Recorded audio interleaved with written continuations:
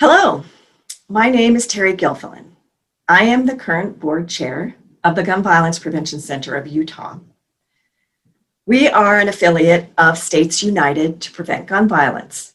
And what makes that organization unique is that each state is given free rein to work with the unique makeup and laws of that state.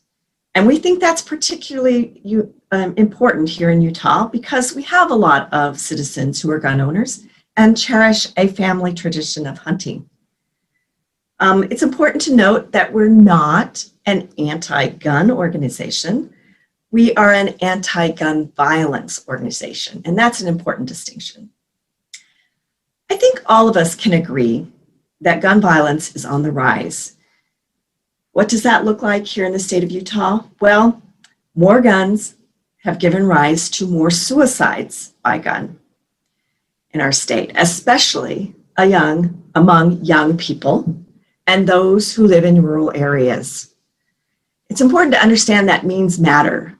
The use of a gun in a suicide is nearly always fatal. And it is a moment of desperation when having easy access to a gun has led to a heartbreaking number of unnecessary deaths by gun suicide. More guns have also led to a rise in domestic violence homicides in Utah. Our domestic violence homicide rate in this state is well above the national average. And again, the presence of a gun in a heated domestic dispute all too often leads to a heartbreaking number of one or more people dying from gun violence. I want to tell you about a particular event of such domestic violence in my very own neighborhood, a safe suburban Sandy neighborhood. Right outside an elementary school, as children and parents were leaving for the day, a mother at the school, Mrs. Rackley, had been stalked and felt threatened by an ex-boyfriend.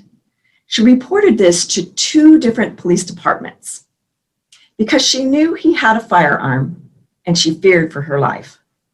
His family had also expressed fear that he was acting dangerously.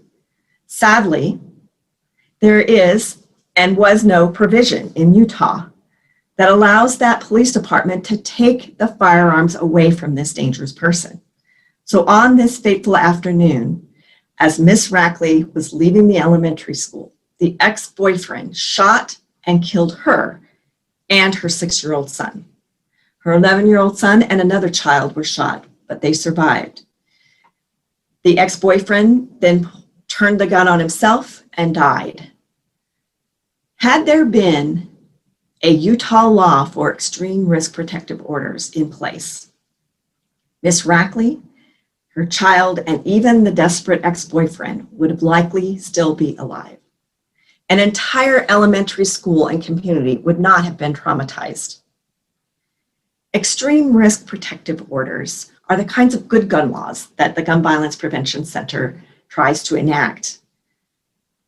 Laws that make sense and save lives. We hope that you will consider contributing to the Gun Violence Prevention Center of Utah and the work that we do to make this community a safe place for you, your family, and friends. Thank you.